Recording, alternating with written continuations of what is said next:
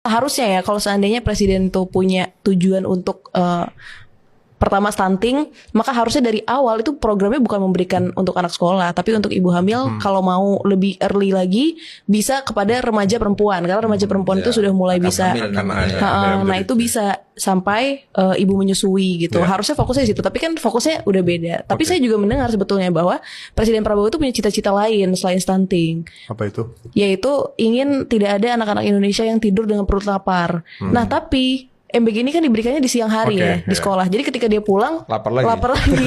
Sehingga dia tidur dengan perut lapar lagi. Jadi MBG-nya 3 kali sehari ya. Nah, bagaimana mungkin kita bisa memberikan MBG 3 kali sehari kan? Sehingga kita merasa bahwa ketika presiden tidak ingin ada anak Indonesia lapar, ya buat orang tuanya bisa ekonominya baik, sehingga orang tuanya sendiri yang bisa memberikan 3 kali. Menarik. Jadi, terima kasih. Fatimah nih sebagai pimpinan mahasiswa.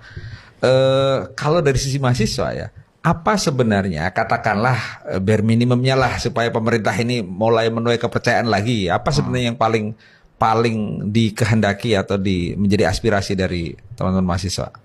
Kalau terkait kepercayaan ya, tentunya dari aspek komunikasi yang mungkin tadi di awal sempat kita bahas ya. Karena jujur Bu Nani dengan segala hormat dan segala perencanaan yang sudah dibuat itu sepertinya juga tenggelam ya.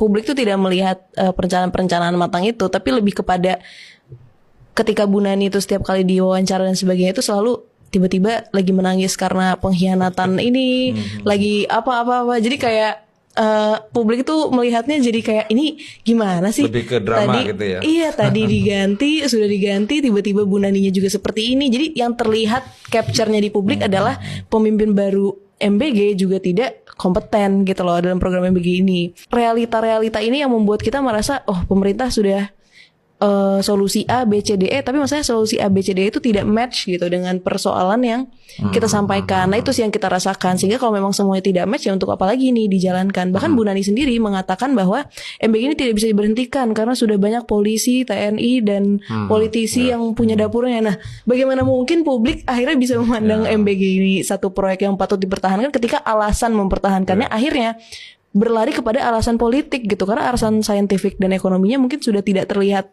nyata lagi gitu. Tapi saya ingin satu hal nih sebagai penutup ya, mungkin closing statement.